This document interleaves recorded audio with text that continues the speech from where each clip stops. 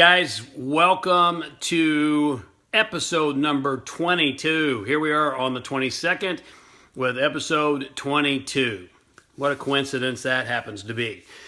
From Ordinary to Extraordinary, where we get together every single week at this time with a few exceptions. We've had a few exceptions over this holiday span to explore the psychology and the strategies of ultimate performance, greatness, and mastery, where you can have a literal life and business turnaround. You can make a comeback. You can bounce back. You can be back by applying, understanding first and foremost the psychology, and then applying the strategies that all ultimate performers understand and apply.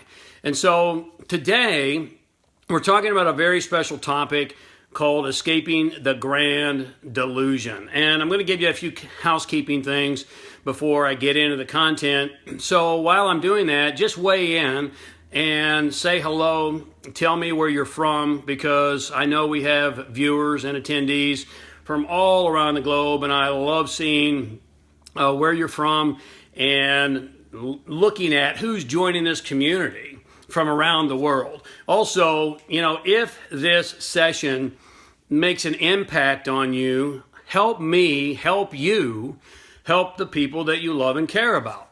Did you follow that? Help me help you help the people that you love and care about by just sharing this with your tribe, sharing this on your wall. And I really, really appreciate you doing that, because that's how we get these messages out, and that's how we collectively grow a growth-minded community that we're growing here. A couple of housekeeping items before we get into how to escape the Grand Delusion and what the Grand Delusion actually is. I'm going to maybe push your buttons today. What else is new? That's my job.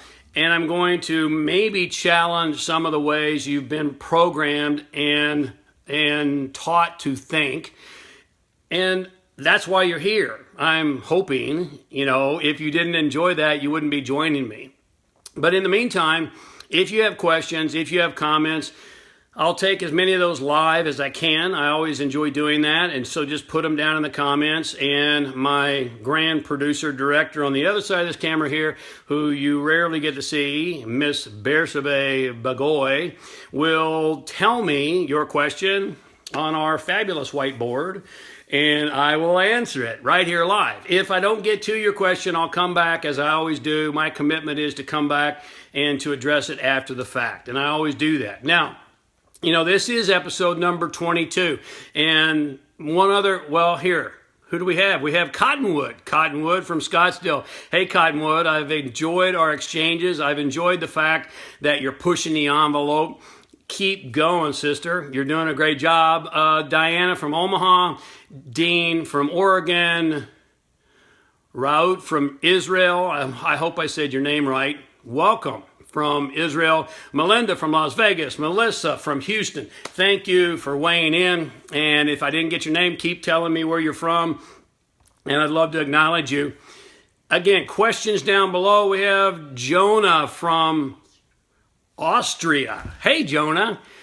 You're dialing in from a long ways away, and I appreciate that. Questions down below. Also, this is episode 22. So that means there have been 21 previously. Do the math. And if you haven't seen them all, if you've missed some of them, then all you have to do, it's really simple. Instead of scrolling forever down through my Facebook wall, you can go to jamesray.com/live-cast, jamesray.com/live-cast, C-A-S-T, and we've got them banked all there. It's really easy to find them, and you can go back and review. If you've seen all of them, one of the things I challenged you to do 2 weeks ago was to go back and review, because repetition is the second law of learning and transformation. Most of us don't like repetition, but that's how you learn. Think about it. That's how you learn things like tying your shoes. That's how you learn to brush your teeth. That's how you learn to drive a car. Everything you learn language through repetition. So Go back and review them, and you'll be glad that you did. We will be here next week, right before New Year's. And as I've already told you, the topic next week is how to have your very best year thus far. Not your very best year ever, because if I have anything to do with it, 2018 will be better than 2017, and 2017 is going to be better than 2016. Hey, let me ask you, was 2016 a tough year for you? It certainly was for me. And those that I've coached and talked with, it seems to be prevalent that 2016 was a learning year. And learning is great, and it's often difficult. So next week, we're going to talk about how you can have your best year ever this far in 2017. So you're going to want to tune in, same time, same place, right before New Year's. And then I'm heading off for my New Year's weekend right after our live cast. What's the grand delusion? Well, I hope you're taking notes. And here's what I'd like you to put in your notes. In the absence of a clear vision and purpose, the collective mind degrades to the lowest common denominator, which is money and fame. I told you I was going to push your buttons. Let me repeat that.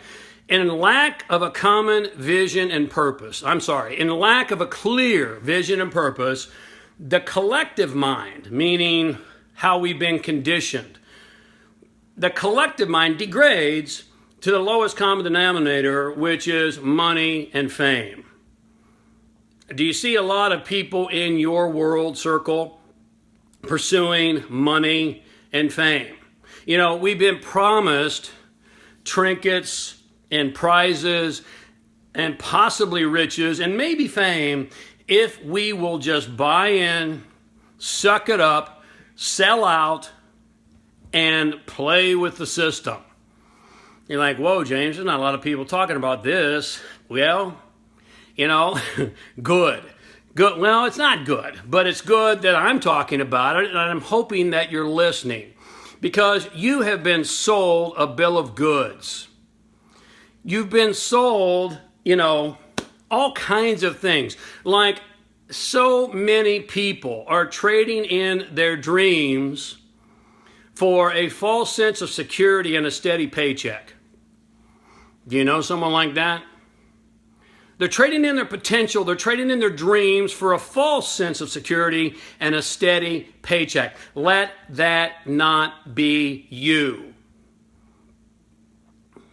So many people have been sold, reality TV. Let me tell you something. I know some of the people who are in, quote, reality TV. Reality TV is not reality. It's scripted. It's not reality. I mean, reality is not that damn exciting every single day. So what do? They come up and they script it with all these controversies and all these little snafus and all these things to keep you watching. And we watch it. Why? Well, here's my opinion. We watch it because I don't watch it, but most people watch it because they go, oh my God, that family's really screwed up. I thought I was screwed up. I'm not as screwed up as they are. Maybe I feel a little bit better. Or maybe it's a misery loves company thing.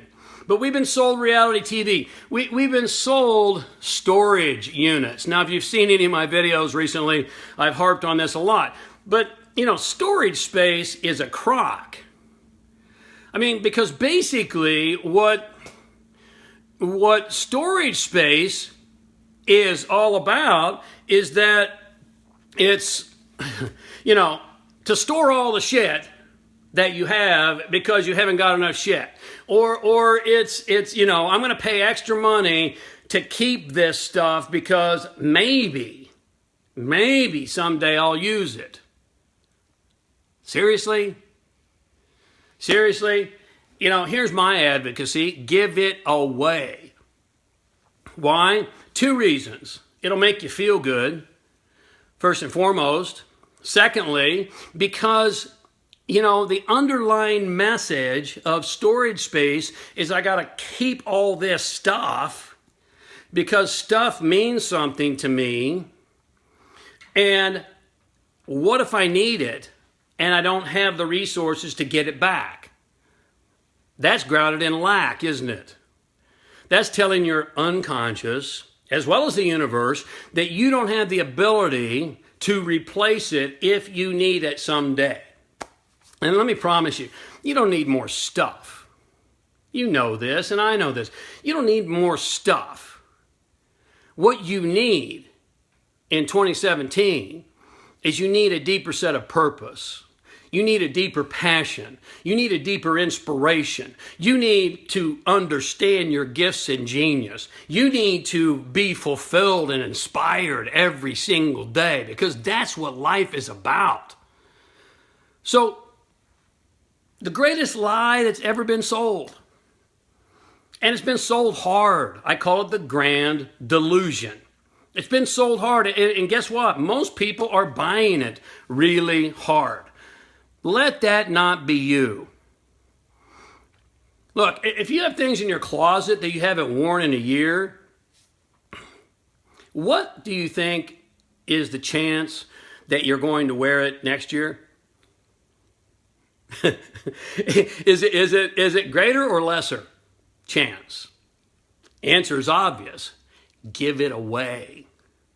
Oh, but James, I got all this nice stuff in the closet. No, give it away. You see, there's a principle in this universe that I wrote about in my first book, The Science of Success, called the vacuum law of prosperity. And here's the fact. You cannot have new and greater good come into your life unless there's a space for it to come into. Are you following me on this? The vacuum law of prosperity says the universe, abhors a vacuum. It will always fill the vacuum. Simple example, go out into your backyard and dig a hole and just leave the hole. What will happen? Eventually it's going to fill up. It'll fill up with water. When it rains, it'll fill up with grass. It'll eventually fill back up with dirt. And pretty soon there won't be a hole anymore. Why? Because that's a principle in this universe. How many times have you cleaned up your desk and you've got it all tidy and all put together and everything's where it should be? And how long does it last? Right? Because you have this vacuum, all this clean space on your desk, and pretty soon it's filled, right? Vacuum law of prosperity says create a space. If you're in a relationship that is not fulfilling, you're not going to find a fulfilling relationship until you create a space for that new guy or gal to come in. Does that make sense to you?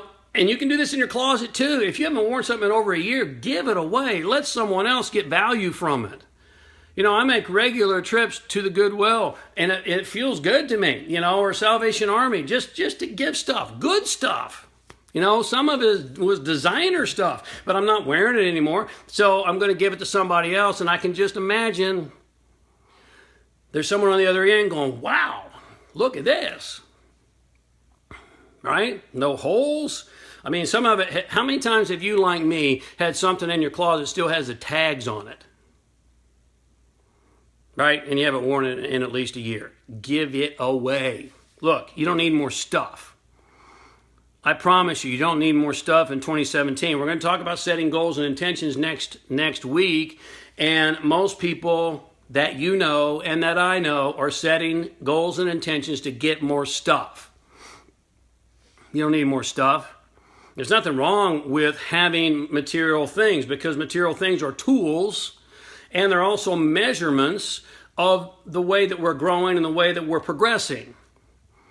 But I want you to think clearly. I want you to think for yourself. Is there any wonder, as you think about it, with this great lie we've been sold, this grand delusion, that there's so much boredom and there's so much fear and insecurity and lack of happiness? I mean, Gallup tells us, the recent Gallup poll tells us that 71% of the people surveyed are unhappy and disengaged and uninspired in their work.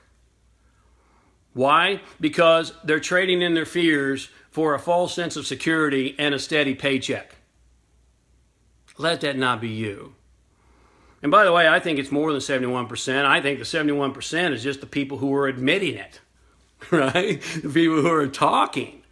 Some people aren't going to want to admit it. Now look, if this is you, if I'm talking about you, if you have bought into the grand delusion, fear not. There's hope.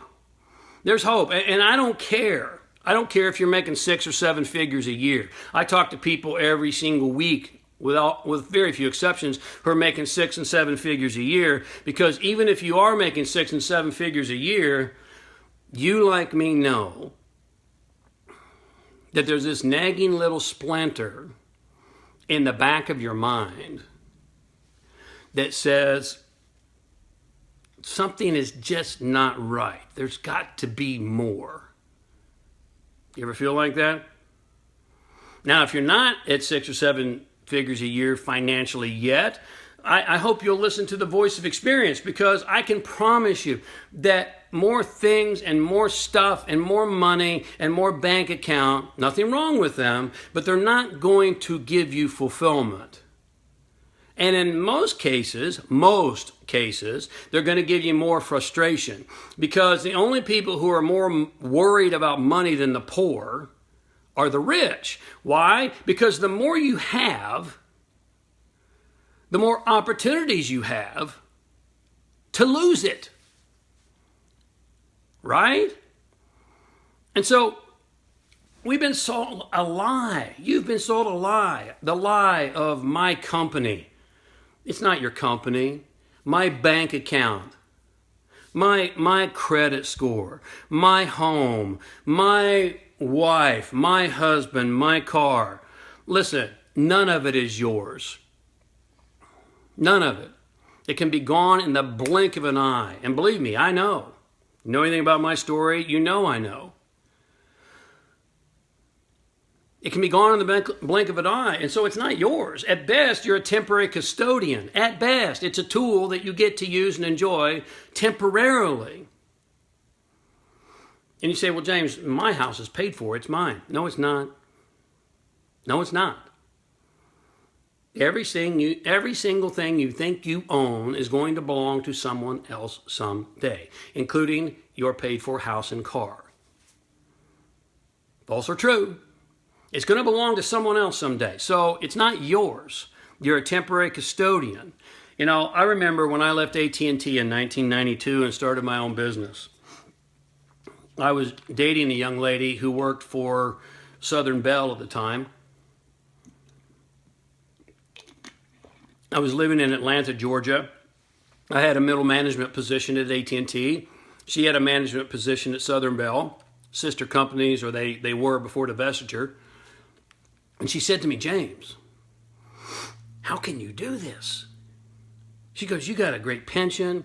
You got a great, the retirement plan, same thing. You've got a great savings plan through the company. You've got great benefits. You've got security. How can you jump off and leave all that? And I said to her, you know what? My security does not reside in anything external. Put this in your notes. Your security resides in your power to produce. You get that?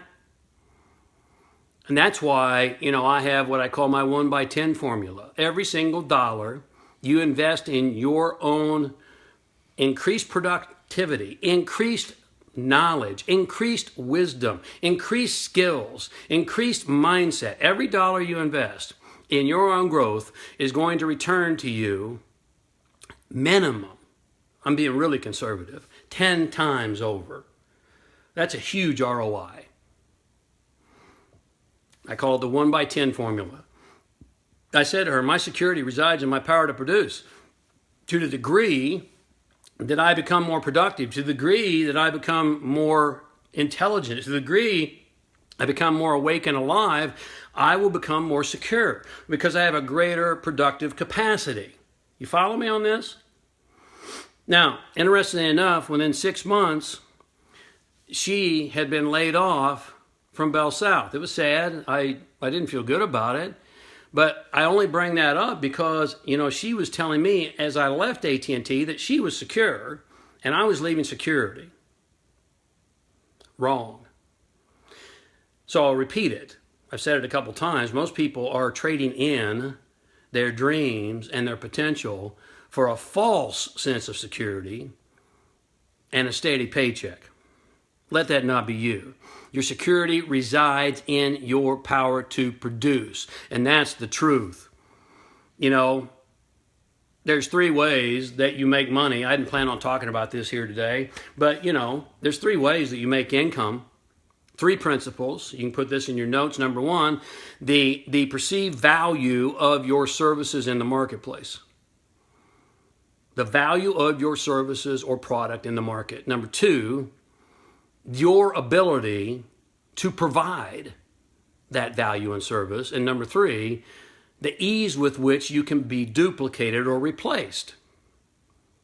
Now look, Kobe Bryant, for instance, was maybe the greatest basketball player of all time. We could argue that. He made the greatest salary. He even trumped Michael Jordan's salary, I believe, and he outdid Michael Jordan's the record that he set in his final game. So let's look at the 3 principles. The perceived value in the marketplace. Why did Kobe Bryant make so much more every single year than teachers do? Well, you could argue that that's not how it should be. You're not going to get very far because, you see, we have a higher value for entertainment. Why is it that actors make so much money? We have a higher value for entertainment in our world than we do for education. It's just a fact, right? Perceived value in the market. Number 2, your ability to deliver that perceived value. Kobe Bryant worked his tail feathers off. Kobe Bryant was obsessed. He wasn't the most talented. He was the most obsessed and the most committed and the most resilient. And number 3, the ease with which you can be replaced or duplicated. You can't replace Kobe Bryant. You're going to be hard-pressed to duplicate him. And so that's why he was secure. That's why he made the amount of money that he made. And those are the only 3 ways that you need to focus on. Value, value, value first. You with me? Being the best at providing that value and being unique, which means you have to think for yourself, which means you have to escape the grand delusion. I tell you, it's going to push your buttons. Not a lot of people want to hear this because it goes right up against our conditioning. Yet see, deep down inside, you know that you're capable of doing something great. You know this. And I've worked with hundreds of thousands of people from all around the world, and we all have this seed of greatness. We all have this compelling pull. We all have this feeling that we're here for a special reason. You know that you're here to do something great. And it doesn't matter what that is. You're capable of making true art. Art. And I'm not just talking about painting. It might be painting for you. I'm not just talking about music. It might be music for you. I'm not just talking about vocalism. It might be vocals for you. No. Art. It could be business. It could be philosophy. It could be strategies. It could be technology. It's your art. And the world is your canvas. It doesn't matter what kind of art you choose to become great in. The only thing that matters is that it moves your heart and soul. The only thing that matters is that you get up every single day and you go, this is why I'm here. And you hit the ground running and you're inspired and you're fired up because you're not dragging yourself into the 71% club. You are doing what you're here to do. And you're bringing your unique greatness to the world. If that's entrepreneurship, entrepreneurship is your art. If it's business, business is your art. You know, what has to happen for you to start seeing your gifts and bringing those gifts to the world as your art? The world is your canvas, and your gifts are the paintbrush, and you get to bring that every single day. And guess what? Making your art is risky. It's risky. You know, but it's all risky. What about my friend who was working at Bersabeh? She thought she was secure. She wasn't secure. The only security she had was her power to produce. The only security that you have is your power to produce. The only security you have is the value and the ability and the uniqueness with which you bring your art to the world. And all the stuff and all the quick hits and all the fast fame, forget that. Because artists don't care about that. There's not one great artist who did what they did or do what they do. Not really, not for the money or the fame. They do it because they don't have a choice, because it's in them. It inspires them. It moves them. It's risky, but look, there's no such thing as courage without risk, right? I mean, you can't be courageous unless you're facing great challenges and risk and uncertainty. And the fear of risk is the reason that so many people are selling their very soul in today's world. God, I hope you're not doing that. I was coaching a psychologist just this week. He was making over 6 figures a year. He had degrees longer than my arm, all these accomplishments and all these people who reported to him. And he was running an entire department. And, he was 45 years of age, and he said to me, "You know what, James? I don't know what I want to do with my life." I said, "Well, let me help you. I can help you because you're 45 and that's not old, but time's not getting any longer, right? When would now be the time to figure out what your art is? When would now be the time to find your purpose and to leave your legacy?" He's like, "Yeah, you're right. I know." And I said, "Well, let me help you." "Well, I got 2 kids and I got a wife and I'm making a good salary." So basically what you're telling me is that money and a false sense of security is more important to you than meaning. Well, I never thought about it that way. I really don't know. I wouldn't put it that way, but that's what you're telling me. Well, let me think about it. Okay? And you know what I know about those people who say they're going to think about it? Don't think about it. Don't think about it. Your head will mess you up every single time. Ronald Reagan stated, "When I gather enough information to make a decision, I don't take a poll. I make a decision." You can't think about it. Because here's what I know about my client who I was coaching this week, who wanted to think about it. If he doesn't do something radically different, he's going to be thinking about it this very same time next year. And you know what the difference is going to be? He's going to be 1 year older and twice as frustrated.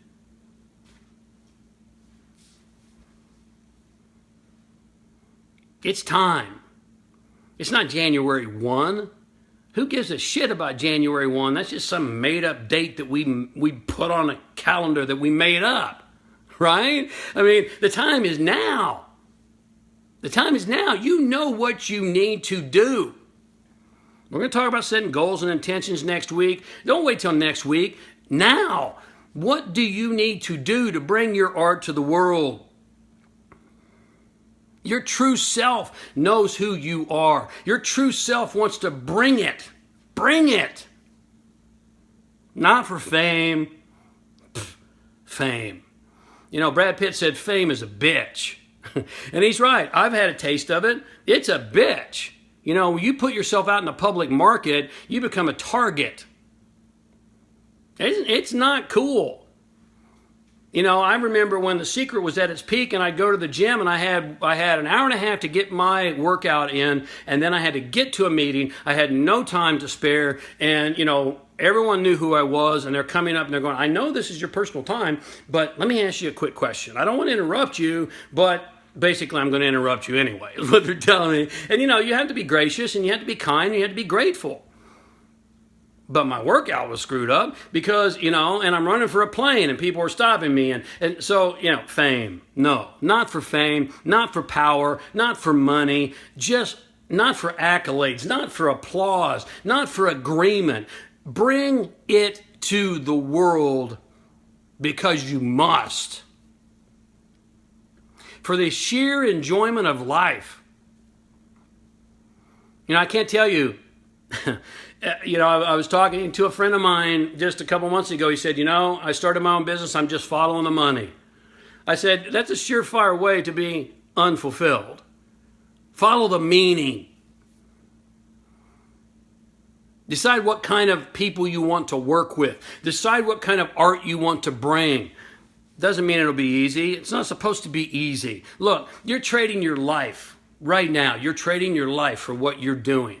You're going to trade your life for the goals and the intentions you're going after. You're going to trade your entire life for a house, for a car, for an income increase, for a bank account, for a false sense of security.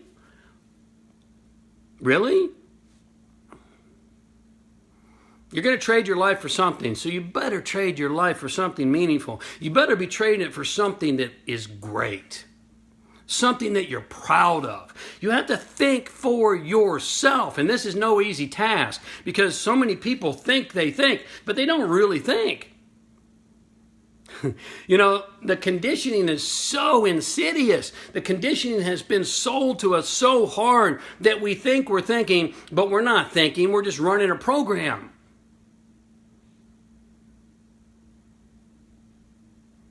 So many people want to tell me what they want to create in the world.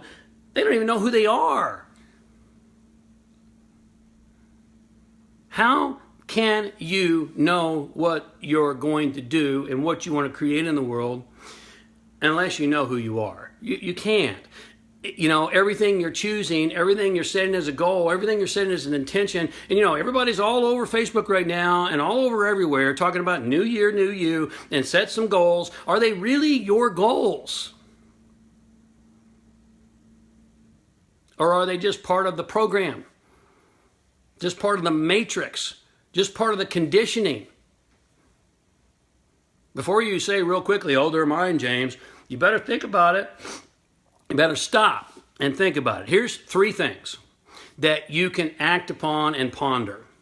All right? 3 things. Write these down. Number 1, have the courage to think for yourself.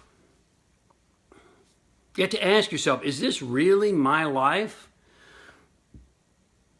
Is this really my life? Or is it society's life? Is it my school teacher's life? Is it my parents' life? Are the things that I hold valuable? Are they really valuable to me? All that shit I've got in storage? Really? That's costing me money every month. What value it, and it's growing cobwebs and dust. Or am I thinking, or am I just running a program? Is it just something I've been conditioned into? And you got to be ruthless with yourself. This is not easy. It's not, believe me. And by the way, there's no value in lying to yourself. No value whatsoever in lying to yourself. Number 2, once you have answered that and began to break free of the grand delusion and the great lie, then you can start to understand your own internal thoughts, your own dreams. Number 2, your own feelings, your own values. I can't tell you, I do a lot of work in my one-on-one coaching around values. And I can't tell you how many people, when I first ask them what they value, they'll say family. And then you look at their behavior and, it's so freaking obvious that they don't value family because they don't invest any time with a family. And I'm not here to tell you should value family. Society says you should value family. I'm here to tell you should know your values and live your values, whether anyone else agrees with them or not. Because that's when you're congruent. That's when you're in alignment. That's when your thoughts, feelings, and actions are all firing in the same direction, and that's where you become unstoppable. Like I said, most people are so heavily conditioned that they think they know what they value, but they don't really value. They don't even know who they are yet. And number one, is this really my thoughts? Is this really my life? Is this really what I want and hold in high regard? Or is it a program? Is it my conditioning? Number two, what are my dreams? My dreams, whether anyone else agrees with them or not. What are my values? What's important to me? And number three, this is important. Commit to giving yourself fully and completely to the answers you come up with. Because remember, you're trading your life for something.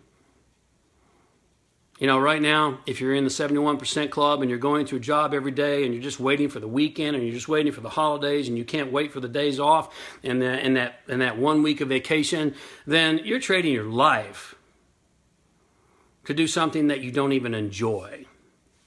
Life is too short. Commit to giving yourself fully and completely, with your total energy and everything you have, being totally present and totally productive in doing it, even when it's hard. Maybe even more importantly, when it's hard. Because growth-minded individuals love the things that are hard because they recognize that's what makes them grow. You know, the time is now. I appreciate you being here. Share this with those that you love and care about. Help me help you help the ones that you care about. And I hope I've given you some things to think about. Think for yourself. Escape the grand delusion. Live your own life. It's time. The world is shifting. The old things aren't working.